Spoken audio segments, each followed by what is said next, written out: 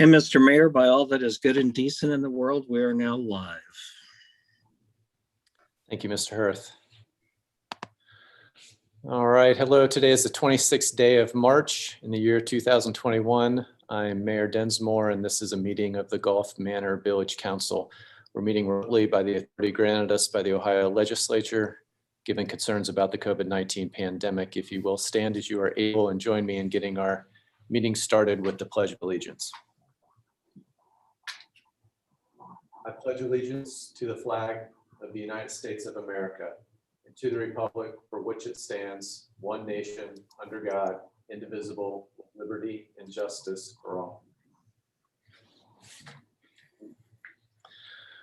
Okay, let's get started with a roll call to establish for the record that we have a quorum to proceed. Mr. Lanzer. Mr. Betcher? Here. Ms. Cheney? Here. Mr. Knipp? Mr. Pridnoff? Present. Ms. Snyder? Here. And Mr. Van Harn? Here. All members are present except for Mr. Knipp. We've been informed that Mr. Knipp left work late this evening and should be joining us shortly. Do we have a motion to excuse Mr. Knipp? Motion to excuse. That a second? Yes, Mr. Pridnoff. All right, all those in favor? Okay, without objection, that looks unanimous to me. Then presuming council's had an opportunity to review the prepared minutes for our previous council meeting, do we have a motion to accept or amend and accept the, what was it, the April 13th? The agenda. Yeah, I've got those flip-flopped in what I'm doing. I apologize. Do we have a motion? I know that one of the things that we're going to have, I'm going to request that we move. We have a guest this evening, Mr. Plummer, who's our technology specialist, and I'm going to request that we move that to the front end of our meeting after he's registered in to speak. That's the only amendment that I have requested for the agenda. Are there any other requests for amendments? Do we have a motion to accept the agenda as amended? Motion to accept the agenda. Second. Did I hear a second? Yes. Okay. Second. All those in favor? I have Mr. Pridnoff. All those in favor? And without objection, I take that as unanimous. Again, my understanding, we have Mr. Brett Palmer of Signal Hill Solutions as a registered guest speaker this evening. Brett provides our computer, phone, and technical services for the village. I'll be having Mr. Hirth, our village administrator, introducing him. Mr. Lanzer, are there any other registered persons to address council this evening? No, there's not. All right. Then presuming council's had an opportunity to review the prepared minutes for our previous council meeting, do you have a motion to accept or amend and accept those previous minutes? I believe is that April 13th? April 12th. April 12th. Sorry. One very minor correction. Former Mayor Zafiro's name was spelled wrong. That's all, but I think that's the only correction I saw. Can we get that corrected before sign off? Thank you, Mr. Lanzer. All right. Absent of hearing any other amendments, do we have a motion to accept? Motion to accept the minutes. In a second? Second. All those in favor? I'll take that as unanimous. And do we have our district fire chief, Timmers, here this evening? He is not here this evening. All right, then Mr. Hirth, I'll turn it over to you to do the introductions for Mr. Palmer. Sure. Brett has been our primary technology provider since, 2016. In doing that, he's the person responsible for helping us realize the full potential of the system that we purchased that many years ago. And a lot of the new technology upgrades that we are installing are driven by Brett's knowledge of what everything can do, and the two of us sitting down creatively thinking about how we can employ all of this good stuff we've got. Brett works with a lot of people outside the village, and although sometimes I think I should just build an office for him next to mine because he's here all the time. But Brett was aware that Miss Cheney, while she was an employee of the Kroger company, was able to procure some laptop IBM ThinkPads for us that were no longer used by Kroger and were an older technology. And our thought in taking those at the time was that we could redeploy those after they were updated and cleared and used for village business. We did that with a couple of them. With the price and technology actually something going down and becoming more affordable, it became apparent that we no longer needed to go through the expense of clearing and trying to use these older computers, which did not have fast enough chips to do the kinds of things that technology keeps evolving to. So they were sitting in a corner collecting dust. We were debating on how to get rid of them. And Mr. Palmer works with school children, I believe through his wife, and those were able to be repurposed, updated, and used for the children in the school that she works in. And Brett's going to tell you a little bit about that, what I thought we might do, and I'm hoping this works since we're having technology stuff happen. I want to show you that video. If you haven't seen it, it was in the packet. But Brett, why don't you go ahead and talk a little bit about the school and the program and how the computers are being used? Okay, well, first, thank you. It is for my wife's classroom. And when COVID hit, there was a large increase in purchasing of the Chromebooks, and their district, Lebanon, wasn't able to have Chromebooks for everyone in her class. So what we did was we took the gift from you, we downgraded basically everything, and we've got all the kids' programs working on it through Chrome and the browsers. So she was able to have computers for each of her kids during the pandemic and back in the classroom now. So they're doing a lot of one-on-one where they used to have group activities, and the computers are working and keeping the kids occupied doing drills and so forth while she's teaching the other ones. And the kids got together, they made several signs. I don't know if Ron, you've had a chance to show those, but then they also made this quick little video to say thank you. And they were learning new languages and how to say thank you. So it'll be kind of interesting for you to watch. It's really fun. They're second graders. So. Okay, let's see if we can make this work.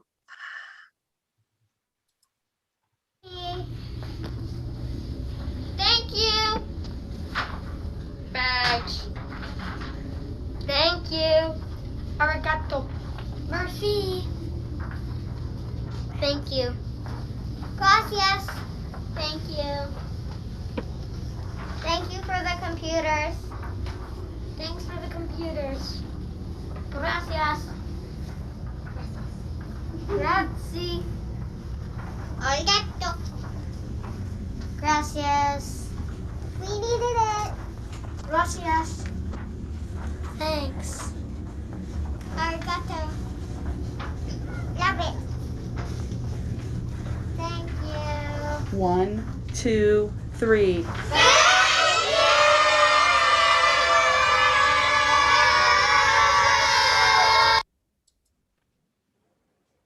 That was cool. So the nice thing about that is they did not end up in a landfill. They were used, and as our contribution to making things better for someone through the COVID pandemic. So thank you again. Yeah. And Thank you, especially Ms. Cheney, for your work in making this happen, and for your work, Ron and Brett, for putting this all together. It's wonderful. Makes us look good as well as being a good thing. So thank you. Bravo. Right. Brett, thank you very much. Thanks. Appreciate all you do. You're welcome. I will see you in the morning. We'll be there. All right. Thank you, Mr. Mayor. We'll move on to the mayor's report. I have a especially brief one this evening. There'll be a COVID update, and then I'm going to speak to the Columbus shooting very briefly. The formula that the governor is using to determine when to lift the state of emergency is based on having less than 50 new cases every 2 weeks per 100,000 residents. We're currently just under 3 times that. Or is it just, we're currently just over 3 times that, and have been hovering there with no significant change since my last report. So we have about 137 cases every 2 weeks here in Hamilton County per 100,000 residents. All Ohioans ages 16 and older in Ohio are eligible to receive vaccination against the virus.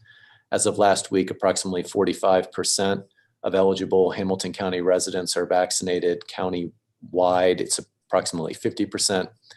Health experts report that as a nation, we need about 70 to 85% compliance to reach herd immunity, but that unfortunately is not likely to happen, given that less than that are willing to receive the vaccination.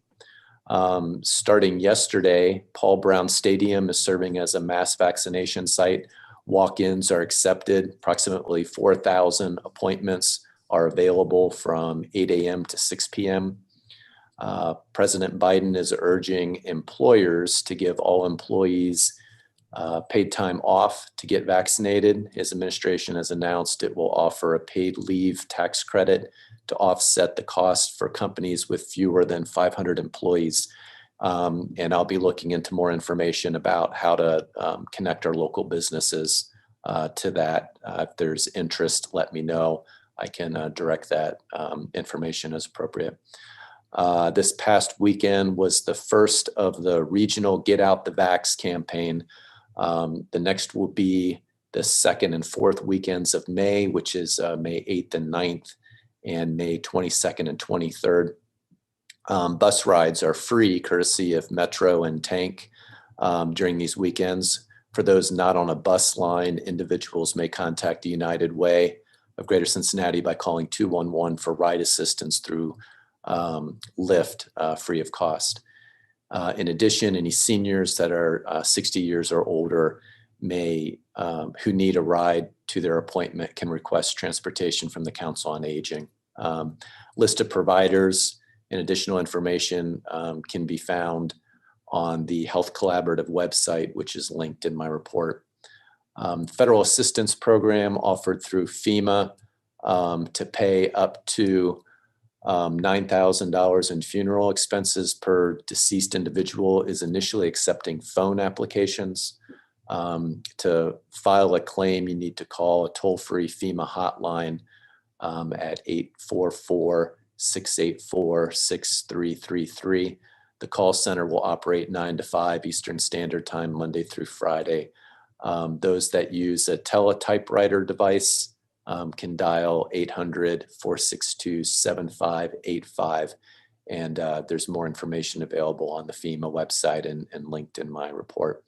2 final notes about research that hopefully convey some optimism to confront the local fears about COVID variants. A component of the American Rescue Plan is an investment in genomic sequencing, the process that identifies virus mutations, which will provide the CDC and states more resources in increasing geographic coverage of sequencing, which in turn should help better detect existing and new variants before they grow more prevalent. The first disbursement of money to Ohio is in early May, so next week, for about $7.3 million.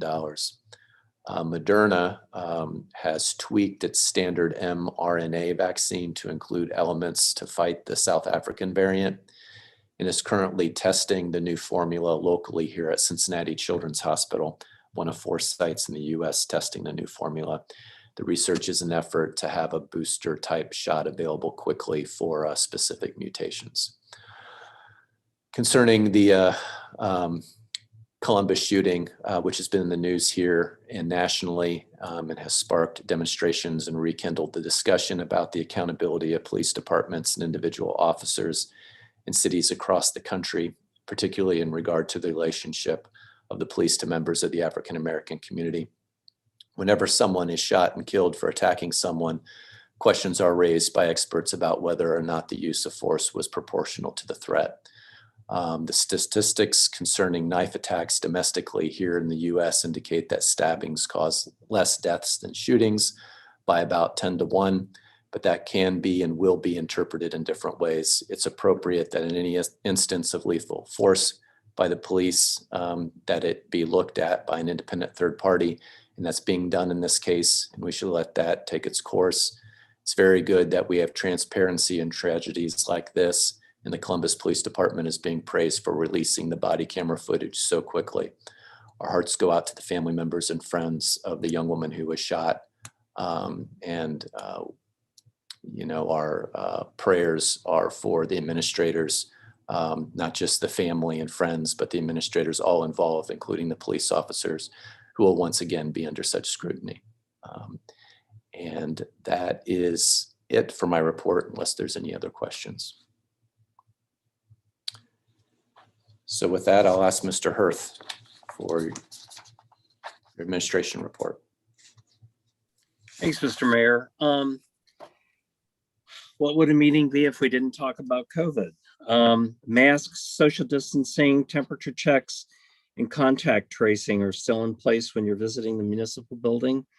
The majority, if not everybody in our building has had 2 vaccinations now. However, as we slowly introduce people back into the building, we still want to be conscious of these protocols until the governor relaxes what the mandate from the Ohio Department of Health is. Interesting thing to note today, I saw an article that Cedar Point and Kings Island are not going to be mandating masks when you're riding rides and outdoors this year, unless you are not social distancing. The Reds are also moving into 40% capacity of the stadium, I believe the 1st of May. So we're seeing things start to change. Just so everybody is aware, the exterior tent that we used last summer by the back door of the hall is back in place for the summer and will serve us as an alternative meeting space. So if you are having meetings at the Village Hall for some reason, feel free to use that space. That's also a space that the employees can use for their lunch breaks. We still continue to not book reservations for the hall. There are some folks who are asking to do events in the park, which are being approved on a case-by-case basis. However, people are being advised that they need to meet the governor's guidelines for social distancing, and the groups have to be kept in groups of less than 10. I know that Go Golf Manor will be doing an event there on Friday, May 7th, and they are well aware of the protocols and whatever's in place at that time. Things could change between now and then, but they will, I've been assured that they will be enforcing and making sure that folks are safe. As a follow-up to our discussion at the last council meeting about the development of a strategic plan, we now have a direction based on some of the things that Mr. Dale spoke to us about in that meeting. And as a result, we have applied for CDAP mini grant funding to cover the cost of the initial project and all of the prep work. What we would like to do, and we need to get some feedback from CDAP as to what our chances are of getting that funding when we're ready to move into that. We will be conducting a listening forum for the council members that'll be scheduled as soon as we know the status of the funding request. So that project is going to go quiet for a couple of weeks until we know what's happening with the funding, but rest assured it's one of our priorities to get done um, if not the second quarter and the third quarter of this year. Just a reminder that there is still a planning commission opening. And I would encourage folks to, if you know somebody who's interested in applying for that position, please have them touch base. On the Vera Road project, as far as we know, it's still on track. I have an update with the road engineer on Thursday of this week. He's reaching out to the contractor to make sure that May 15th still is our start date. If that's the case, communications to the affected residents will go out next week. So be aware of that. There may be additional questions, and the best place to follow this project will be on the website. We reported in the finance committee this evening that there is nothing new to report on the stimulus funding. However, we will participate in a seminar that's being provided by the Ohio Auditor of State this Thursday. Hopefully we'll be getting some direction on the kinds of things we need to put in place to be ready to receive those funds. Finally, another large project that we're working on, and if everybody could please get out your pencils and make a note of some dates here.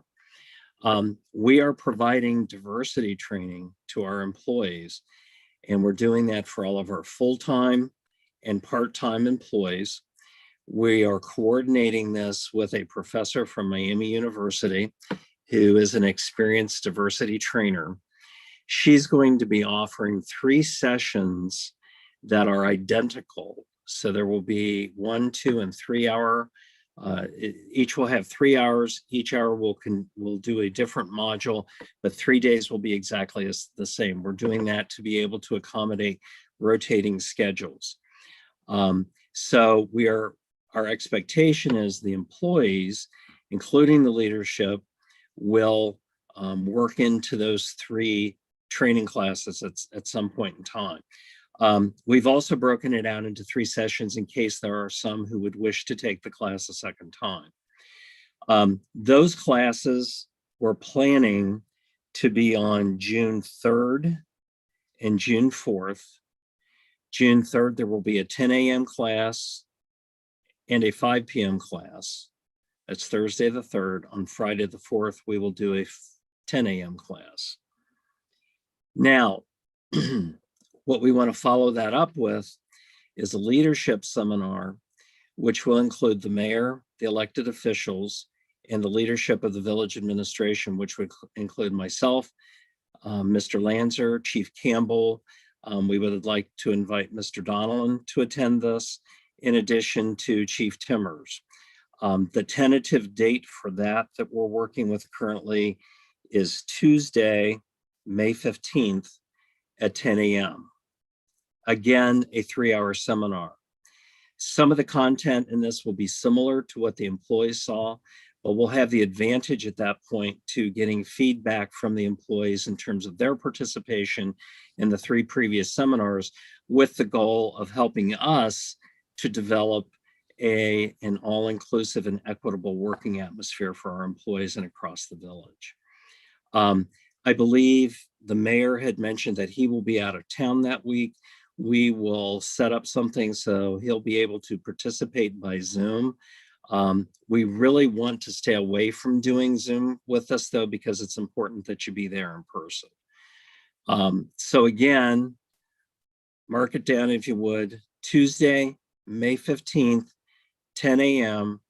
If you have a hard stop problem with that date, please touch base with me outside of this meeting. The date is not in stone yet, but we want to get everybody in this meeting.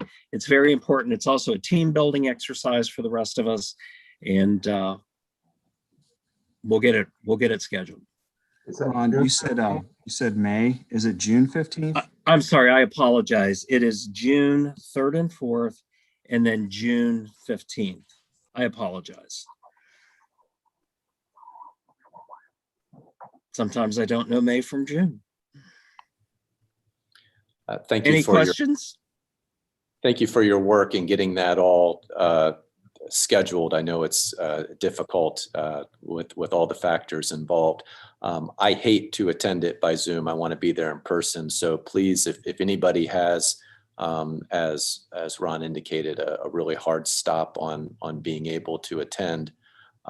Speak up about that, because if it could be another date in which I can be there, I'd appreciate that. But again, we shouldn't be changing it around if just one person has to do it by Zoom. So thank you again for Mr. Hirth for the coordination of this. Great. That's the end of my report. All Ron, right, thank you. Oh, What?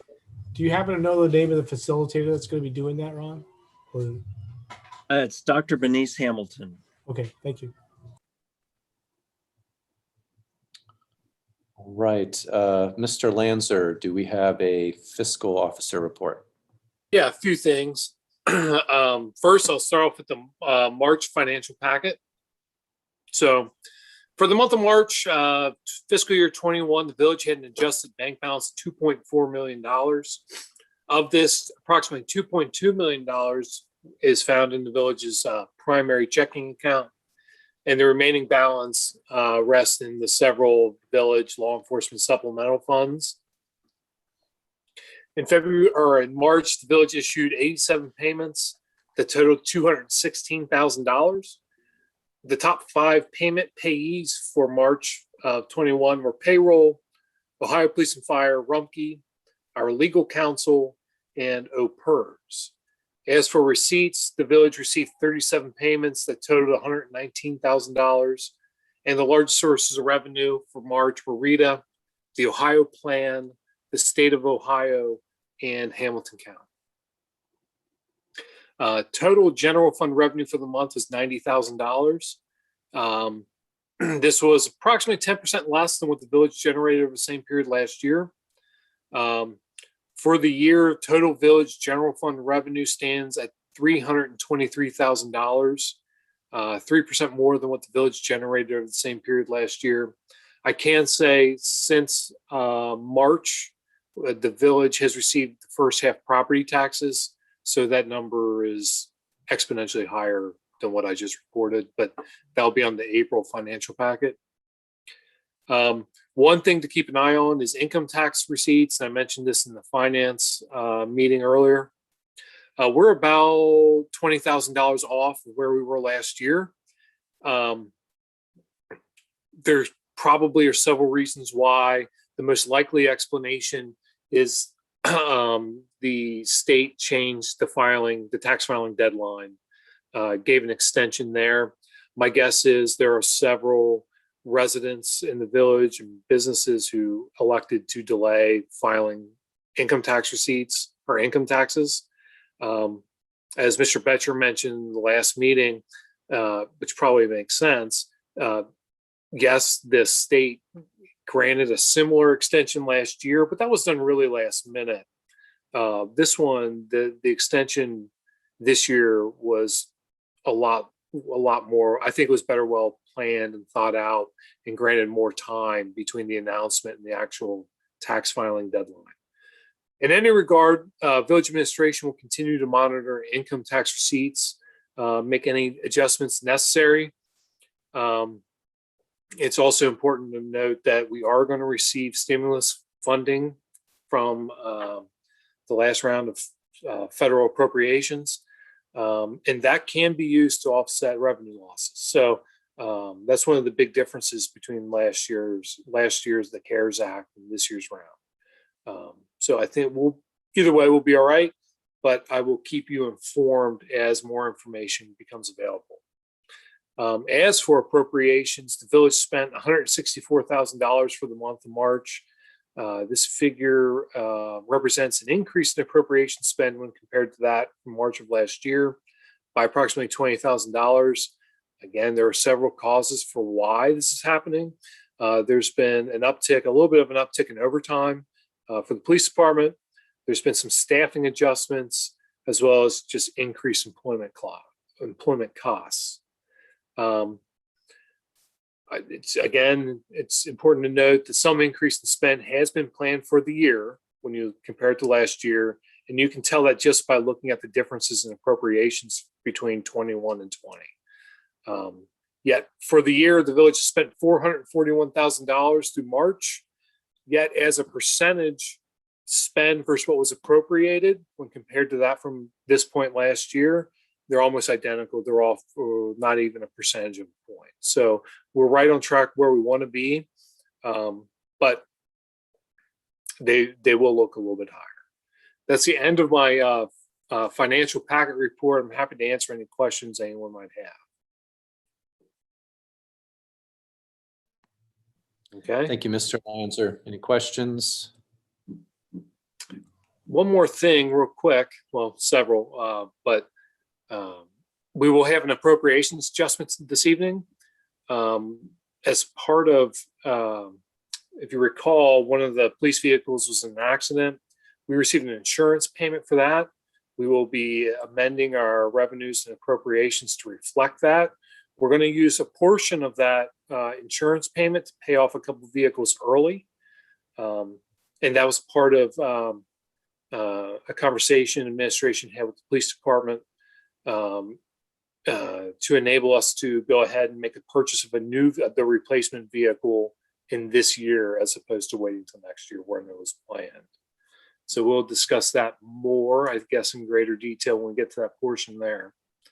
And that is the end of my report. Thank you, Mr. Lancer. Chief Campbell, you have an activity report? I have something different this month in lieu of the activity report. We're working on transitioning our record management system over, and I learned of some questions being raised about some training and preparation that the police department takes part in. So I wanted to share with you, Mr. Mayor, members of council, as well as the residents, some of the training conducted by the Gulf Manor Police Department. It's a longstanding goal of mine, and it's a longstanding goal of this department to provide the most current, high-quality training to our members possible. Recently, I completed a survey for the Office of Criminal Justice. One of the final questions on the survey was asking the average amount of hours my officers train per year. I was comforted to see that my answer exceeded the top of the scale. There were 5 choices. They ranged from 0 to 3 hours up through 40 plus. We're well above 40 plus. We've done this by utilizing internal and external opportunities. First, Gulf Manor is fortunate to have Lieutenant Forrest and his vast training experience available. He's trained officers from other departments all over the United States as well as around the world. And we utilize him as a resource to train as often as possible to keep our officers up to date on various use of force and less lethal use of force options available, as well as the constitutional rights involved. We also source as much external training as we can. Sergeant Reed and I are constantly on the lookout for training opportunities that fit with the mission of this department. Since I've been chief of this department, we've utilized federal, state, and local law enforcement training sources, as well as various social services and private commercial training courses as well. Some examples of what we train on in the last year, in the future and ongoing are continuous legal updates, community police relations, mental health, de-escalation and crisis intervention, reality-based scenario training, use of force, like I touched on before, which includes firearms, weapon retention, taser, pepper ball, chemical irritant, knife defense, open hand techniques. We do continual policy review within a department. We train on drug interdiction. We send our members to various instructor trainings that allows us to conduct in-house training and allows us to train other officers as well. We've also trained in active shooter training, which includes treating of trauma victims. This is a list of just going through some of the personnel files that I came up with. We train much more. We have more on the horizon. If there's any questions, feel free to reach out to me anytime. Also, I know I've in the past invited members of council and the mayor to look in on our training. I know some have, some haven't, but when those opportunities arise in the future, I'll share that as well. that is all I have. Thank you, Chief Campbell. I am in the interesting position of having personally had a history of scrutinizing police departments and, in my own head whenever there's something going on in the media. And when the unfortunate George Floyd situation occurred last year, Chief Campbell and I had discussions. I was very curious about the trainings, and I'm very proud of our police department and the amount of trainings that they have, as was reflected this evening. Chief Campbell at that time shared with me the many trainings that they were involved with, and I just felt that it was important to pass that along here. Thank you again for your report, Chief. Sure, thank you. Chief, if you would, I know that the unfortunate incident happened recently where the officer grabbed their firearm as opposed to their taser. And I know that there's not been a whole lot of speculation or proof about what happened there. But my understanding is that something that our police training has addressed way before this even was thought that could happen. Would you like to talk a little bit about that? Because I think it'd be interesting for council to be aware of the fact that we're ahead of the curve on those kinds of things. Yeah, we've trained on this for years and years. It's an unfortunate possibility. There's instances of what's called a sympathetic reflex, where under stress, you may clench your hands, you make a fist. Well, if there's something in your hands and you're not, making sure that you have good techniques, you could accidentally depress a trigger. You may have something in one hand and something in another. Not to get into too many details, there's been death investigations where officers were found with their flashlights in their hand, where under stress, they weren't able to release that item to get a weapon to defend themselves. So we constantly train on keeping your hands available, on transitioning, on being sure that the taser is separate from the firearm. Lieutenant Forrest, like I said, has trained people all around the world, and we make sure that we stay up on top of that. Chief, thank you. That's very helpful. Sure. Any other questions for Chief Campbell? Real quick, while I'm thinking about that, I actually received an email after that incident from an officer that does not work with us anymore, that thanked us and praised what we've taught as invaluable. He basically said, looking back, I really appreciate having that training made available to me, and made a point to reach out to thank Lieutenant Forrest.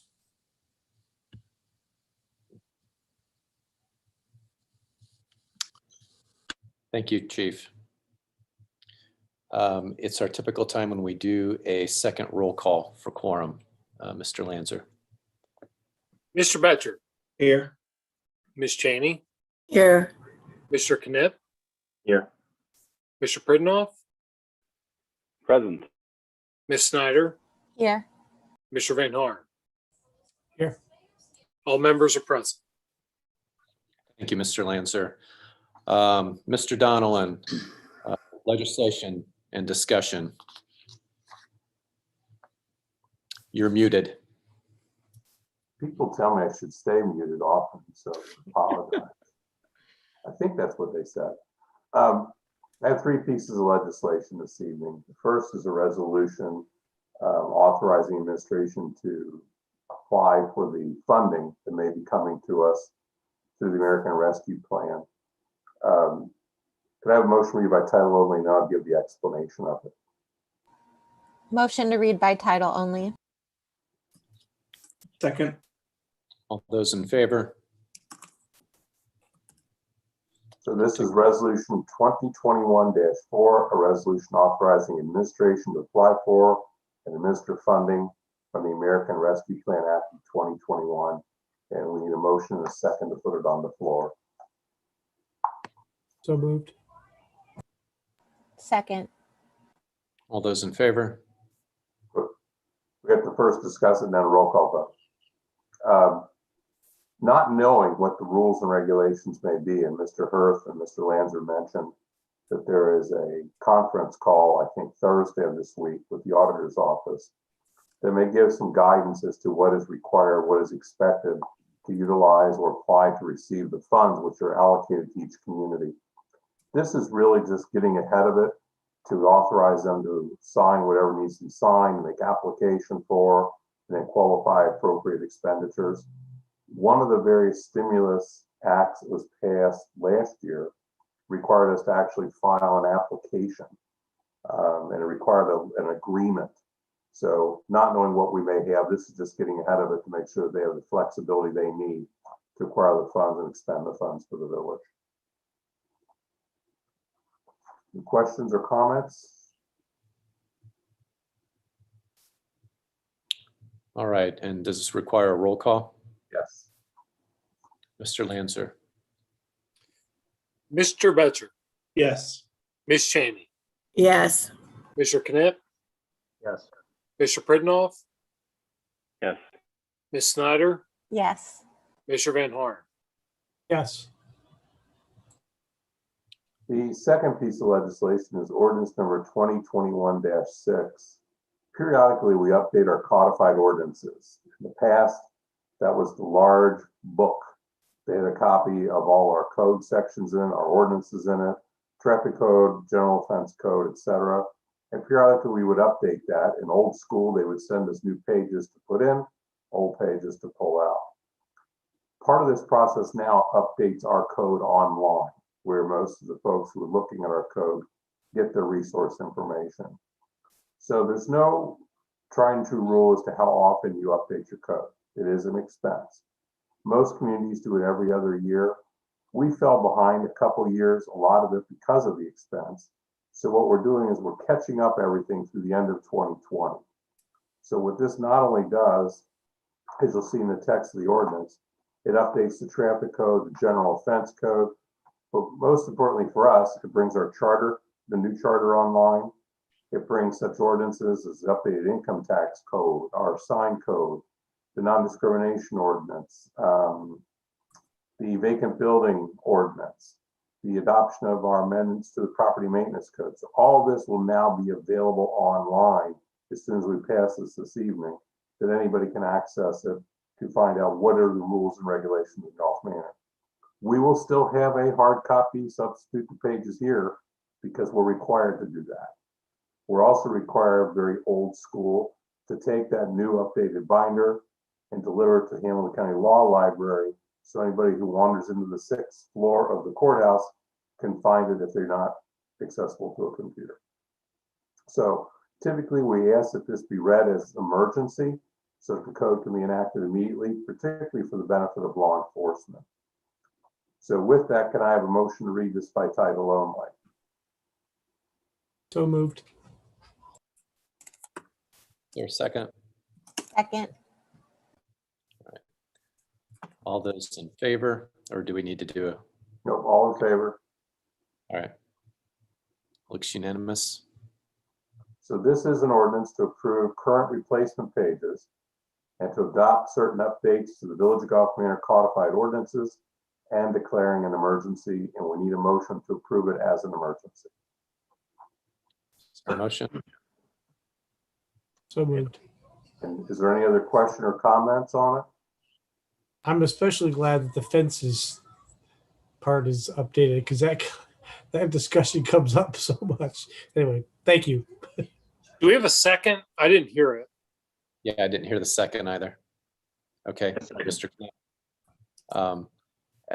By way of discussion and on the same vein as Roger, clarifying what my powers and obligations are as mayor has not yet been updated, and that's where I ran into this and was having some frustrations finding where my guidance in the law was and had this discussion with Mr. Donnell, and so happy to see that this is happening today. That's my 2 cents worth, though I can't vote on it. All right, are we prepared for a roll call? There's no more questions. All right, Mr. Lanzer. Mr. Batcher, Yes. Ms. Cheney, Yes. Mr. Knipp, Yes. Mr. Pridnoff, Yes. Ms. Snyder, Yes. Mr. Van Haar. Yes. And then I need a motion, a second, and a roll call vote to suspend the second and the third readings of this ordinance. Motion. Moved. Second. Roll call. Mr. Batcher, Yes. Ms. Cheney, Yes. Mr. Knipp, Yes. Mr. Pridnoff, Yes. Ms. Snyder, Yes. Mr. Van Haar. Yes. And the last piece of legislation this evening is ordinance number 2021-7.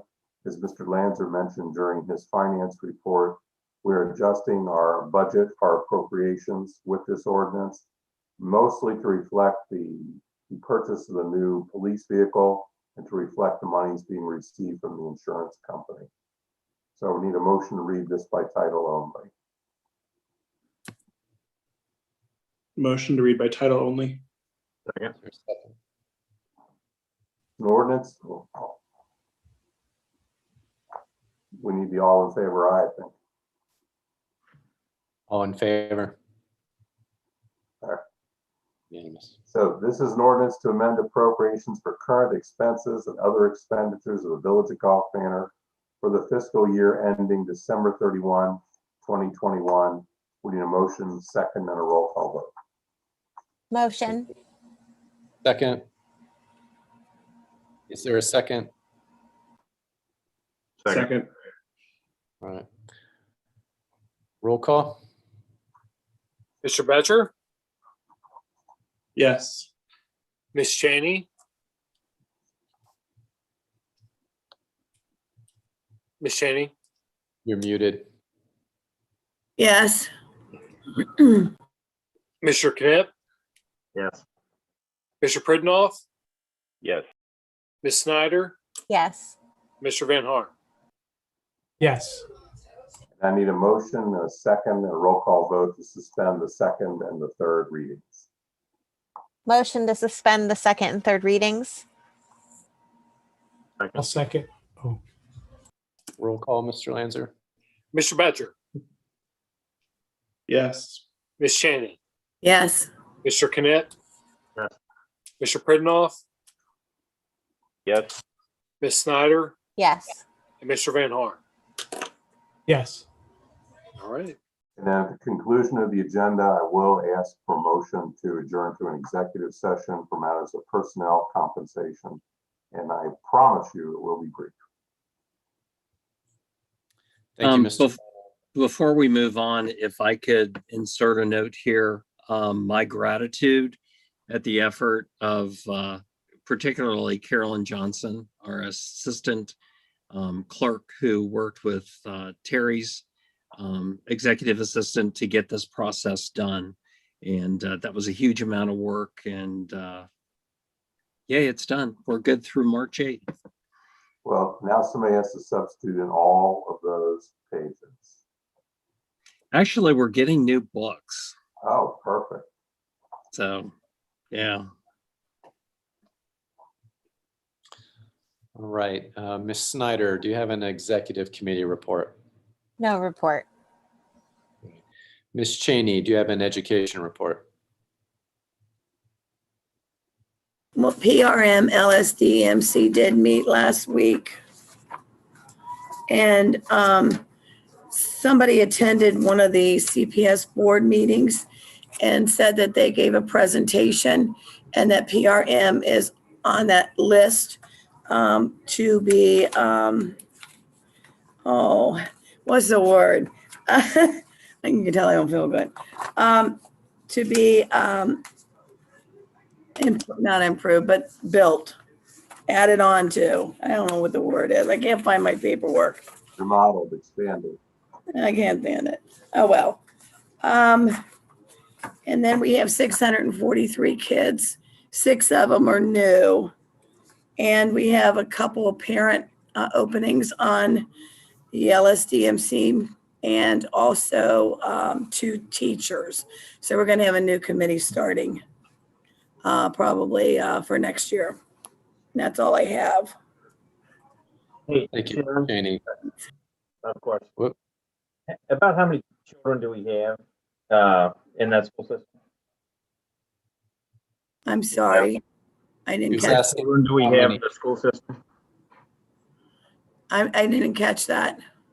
How many children do we have in that school system? I'm not sure. Okay. It was around 150. I don't know. They haven't given me a count recently. Okay, I was just curious. Okay. Ms. Cheney, thank you for your report and for attending this evening to provide it. It sounds like you're just my sympathies for how you're feeling this evening. Thank Is you. it COVID? I'm COVID negative, and I've been totally vaccinated as in February. All right. I had to take the COVID test. Mr. Pridenoff, do you have a nonprofit report? Just that Go Golf Manor is hosting their first Friday food trucks event. That is not this Friday, excuse me. It's Friday, May 7th at 4 p.m. I believe that will be in Volunteer Park. Yeah. End Can of you report. Oh, sorry. I'm sorry. Good timing. Go ahead. What was your question? I was going to ask if you could speak to the event for someone that doesn't know what a food truck event is. So my understanding is that this will be a first of what seems to be many food truck events. That'll be multiple food trucks, different vendors coming from different parts of the city. They will be in, I'm assuming, on the street next to the park. Maybe I don't know, I don't know what the orientation will be of the event, so I can't speak to that. But it will be food, music, beer, and community from 4 to 9 p.m. on May 7th. So an opportunity to connect and an opportunity to rekindle community positive relations. Wonderful. I know Mr. Donnellan had some questions about the alcohol aspect of it. Wanted to make sure that was all covered insurance wise and everything. Mr. Donnellan, are you aware that those expectations have been met to our satisfaction? Well, it's an outside organization. We've not reviewed what their coverage would be or their licensing. We just assume that they're meeting the requirements that the Department of Liquor Control has. And as an organization, it's prudent practice, they would have their own liability coverage. From our standpoint, we just give permission to use our park. So, Mr. Donlin, the administration has issued permits for the May 7th event, and the group has been compliant with the paperwork needed for the food truck and also the liquor license. So everything's in order. Good. Just for those who don't know, it's also my understanding is this is supposed to be the first Friday of each month, where there will be several food trucks. Again, if I'm missing anything here, I apologize. Just kind of piecing this all together. Yeah, the food trucks are actually going to be in the service drive to the that go back to the cell tower. So the parking will be open. Parking spaces will be open there, and then it can facilitate an entrance and an exit to the park. The music will be set up near the baseball field where people have plenty of room to spread out, social distance. We're keeping that in mind, and as we organize it all. So. All right. And will we be meeting again? But will we be meeting again as a council before this, or is this our last meeting before? May 10th is our next meeting. Okay. All right. Well, look forward to those of you that attend. I would like to attend myself. I've got 6 kids that I don't know what will be happening on that date with us, but I hope to be there. If not, I look forward to a report from those of you in attendance. Is that all, Mr. Prednoff? That is all. Thank you. Mr. Lanzer and Mr. Van Harn, do we have a fire district member report? Yeah, the next little LMFR Fire Board virtual meeting is scheduled for Wednesday, May 19th, 2021 at 6 p.m. And I'll let Roger take it away about the big grant news for the district. Okay, Mr. Van Harn? Sorry, my button wasn't working. Yes, I'm pleased to say that I was able to present to them the information from a company that writes for grants, specifically for radios and also for the PPE or turnout gear that's required. The representative, I actually had them as part of the meeting so that the information would come directly from the source. There was some urgency to try to decide this month because as the grant writing season for this stuff increases, so they incentivized it with a lower cost for the grant writing if we approved it this month. I'm happy to say the board unanimously approved the funding, the appropriation to purchase or to spend for the grant writing. Specifically, they've already approved the one on the radios. They're going to do that. Last I heard, it was still being reviewed by Alan Avis, their attorney, just to make sure everything's good, but it's been approved by the board to go ahead and do that. The turnout gear, we're still having a few hurdles to go over with that, to get some more information on clarity of the condition of the gear at both the stations and which ones we can actually apply for the grant. So we have a little more work to do on that one, but the concept, it's been approved to go ahead and do that. We just got to get some clarity on the grant itself. So it'd be good for our personnel, good for the safety of our personnel, good for their comfort and serving our residents. And I've learned quite a bit about it, that there are some just important things involved in the PPE gear and radios in doing their service. So happy to report that. Thank you for your work on that, Mr. Van Harn. I've got a little bit of experience with grants, and I'd say that one of the biggest obstacles with grant writing is what seems to be the mystery around the process of it. So any help, just even in terms of pointing to someone and saying they know how to do it, is a huge help. So thank you for your part in that. Yeah, you're welcome. If I'm on that point, Mr. Mayor, what was really impressive about this group was that in general, grant writers can do a lot of different grants for all, because that's just what they do. It's hard to get focused, but this group actually, that's all they do is write for police stations, fire, EMS, and fire stations. That's all they do. So their success rate is in the mid 60s, where for mid 65%, they're about for success rate on their grants, because they know what they're doing. They know what they can ask for. They know how to write them. They know the right people.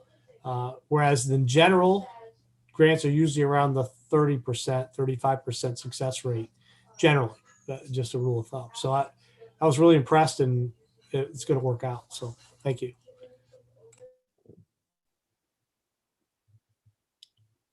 Planning Commission, Mr. Betcher. No report.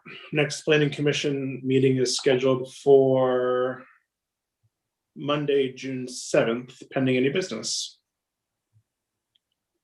All right. Thank you, Mr. Betcher. Mr. Knepp, engagement? Not yet. We're working on some things. All right.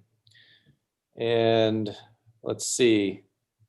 I think at this time, for those of you watching, correct me if I'm wrong. Finance committee does have a report, Mr. Mayor. Okay, how did I jump over that one? Oh, I'm sorry. Yes, I apologize. And I was even in on that meeting tonight. Mr. I'll be Betcher, brief. There is a recommendation from finance to council to have Mr. Donovan draft the legislation for the purchase and financing contract of the new police vehicle. Then we also discussed the funding replacement of the firehouse and rec center roof. So getting a bid from that, from a Golf Manor business, more discussion of that. And then there was discussion around amending the pay ordinance to add the detailed pay rate for police officers that do details that are not directly part of the Golf Manor duties, such as the OVI task force or school details and things like that. thank you, Mr. Betcher. Any questions from council?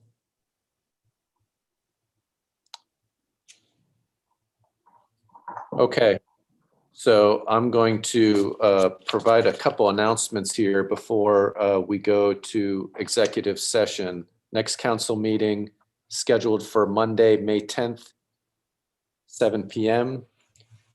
Next executive committee meeting is scheduled for Monday, May 10th, 6 p.m. Next finance committee meeting is Monday, May 24th, 6 p.m.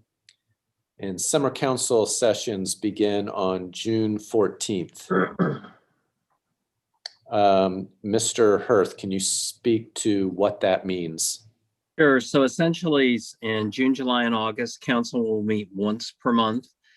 Generally, our workload is a little bit lighter, so it's helpful to do it once a month so folks can plan vacations and so forth. What that does for our schedule is the executive committee will meet at 5:30 p.m. The finance committee will meet at 6:30 p.m. and full council will meet at 7:30 p.m. We tend to have lighter agendas on those nights, so this is a good opportunity to accommodate folks' schedules better during the summer. Usually, and I think the way it worked out this year is we're doing, most of the councils are on the second Tuesday of the month. What we're dropping is second Monday of the month. The fourth Monday is the one that we usually drop.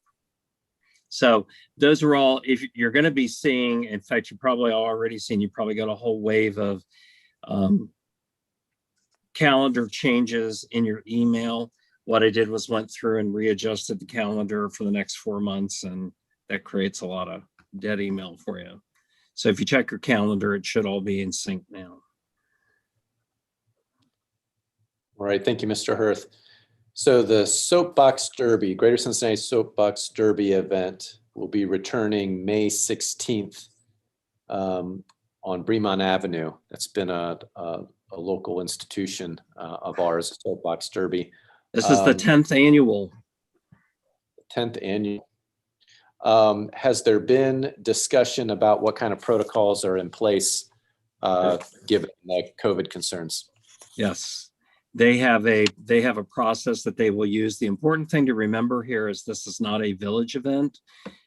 We are simply letting them use Bremont Avenue. So one of the things that they had to be aware of was making sure that whatever protocols are in place at the time May 16th rolls around, that those are employed during that process. The other thing that's kind of cool, and Miss Snyder can speak to this, is Mark's Bagels has a new food truck. And rather than anyone, Recreation used to provide the refreshments to that, the food truck is actually going to be here, I think, starting at 9 a.m., Ashley. And that'll be available to purchase items from their menu for anybody in the village. So it's important that we get the word out there that Mark's Bagels will be in town that particular day. That's kind of a cool, they like coming to Golf Manor because we do things like that for the people who come to participate and spectate. So. Right. And it was already mentioned, the Go Golf Manor event, Volunteer Park on Friday, May 7th from 4 to 9 p.m. featuring the food trucks and adult beverages. Village Planning Day takes place on Friday, the 21st, starting at 8:30 a.m., Friday, May 21st at 8:30 a.m., chaired by former Mayor Alan Zafiro. And there's a lunch and a home team t-shirt provided to the volunteers. So volunteer. Village Planning Day? What was it Planting again? Day. Oh, planting. Okay. Planting. As in horticulture. Yes. Outside. Planting not inside flowers. with the papers. Yes. So you were planning something. I wanted to know. Right. No, it will be outside, not inside with lots of paperwork. It'll be outside with plants, hands in soil, hopefully under sunshine. All right. Any other announcements before we go into executive session? I'll remind our viewers that are live or are watching this by video, we're going to go dark. We will have a meeting. We're not allowed to vote in these kind of meetings. Votes always have to be in public view and transparent. But for matters of personnel and compensation, we'll be requesting to go into executive session here. We will come out, so it'll go black and then it will come back. If we have any announcements at that time, we'll make announcements then, and then we'll adjourn the meeting. So without further ado, do we have a motion to go to executive session for matters of personnel and compensation? We have a motion from Mr. Knipp. Do we have a second? Second. From Mr. Betcher and Mr. Lanzer, would you do roll call for us? Roll call vote. Mr. Batcher, Yes. Ms. Cheney, Yes. Mr. Knipp. Yes. Mr. Pridnoff, Yes. Ms. Snyder, Yes. Mr. Van Haar. Yes.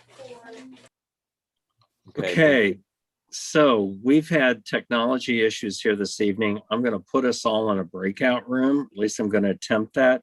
If for some reason you get cut off, go back to the last link you used to get into this meeting. Hopefully this will work. So see you on the other side.